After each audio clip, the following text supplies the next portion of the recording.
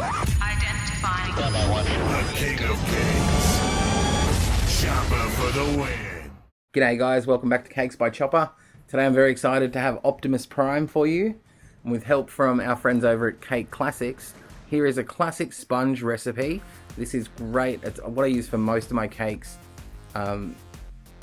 Martin has made a recipe here. If you want to go check out their channel, they have some amazing decadent cakes and some classic cakes.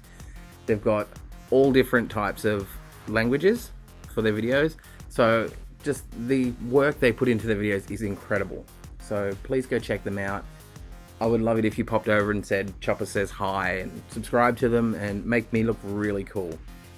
But this sponge recipe, I highly recommend. This is best to work on cakes with if you make it the day before and let it sit overnight, and you'll have a perfect sponge every time. Okay, to start Optimus Prime, you're going to cut out this square, double it up, and then carve off all the corners. I did this piece by piece because I wanted to create the face shape but not make it too human-like, because Optimus is the leader of the Autobots and they are robots. So I got the forehead rounded like I needed it, and then I cut out his mouth visor by angling down and working its way out to the edge, and it gives it that rigid robot look. And then once I got that done, I trimmed out the side pieces for where his helmet would curve. Then you're going to cut the middle section just under where his eyebrows would be, and then slice inward and take it out so you can add in his eyes. You really need to be sharp with your lines and have them even on both sides. Now for the sides of his head, I've taken 2 slices of the cake, cut it into a third and left 2/3 together, and you can see it arranged it in this L shape, but it was a little too long for my liking, so I just trimmed it to make it angle up on the top corners and sit just right. With this part of the cake, you want to just play with it until you're happy with how it looks. Me being a big Optimus fan and an Autobots supporter, I just love Transformers, let's be honest. I wanted to make this look just right. When you're happy with it, you can fill it with the buttercream. I recommend doing the face first, then completely covering that in the buttercream, and then adding the side parts to make sure you don't miss anything, and it's just a lot easier to do it that way first rather than trying to angle it all in and around. Okay, so working on Optimus, I used a fresh sponge. As I was saying before, it's a lot easier to leave the sponge sit overnight. Put it in an airtight container. It just helps the sponge firm up a little bit, along with the extra egg in your mix. So there's my tip for you. Once you've got him crumb coated, you want to pop him in the fridge and then let the buttercream set a little.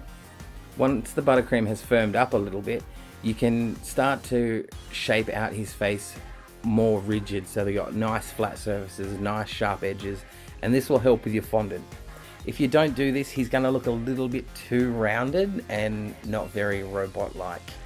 I wish I would have let him set a little longer, because even though I put mine in there, he's still rounded off on the edges, as you can see here.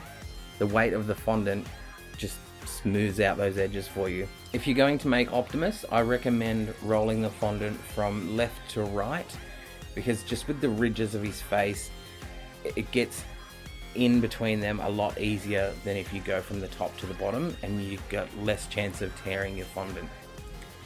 Now, using any sort of flat edge, go around and sharpen up all the corners on him.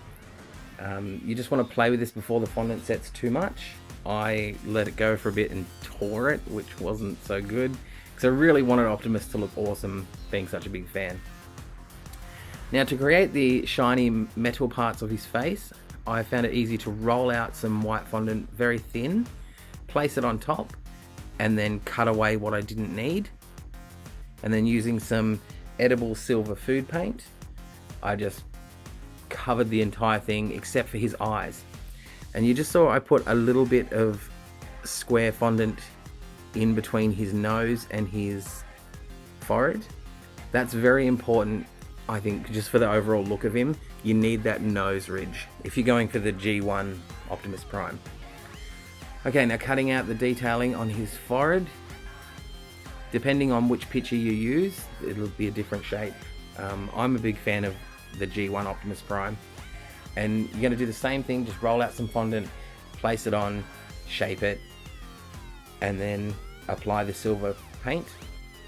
Also for the vents that are on the side of his face. My mum had recently picked me up these little spatula palette knife things. They're amazing for working with the detailing. As you can see, I've used them for this video a lot. And I just think they're brilliant. They cut through fondant just right if you need to take a little bit off.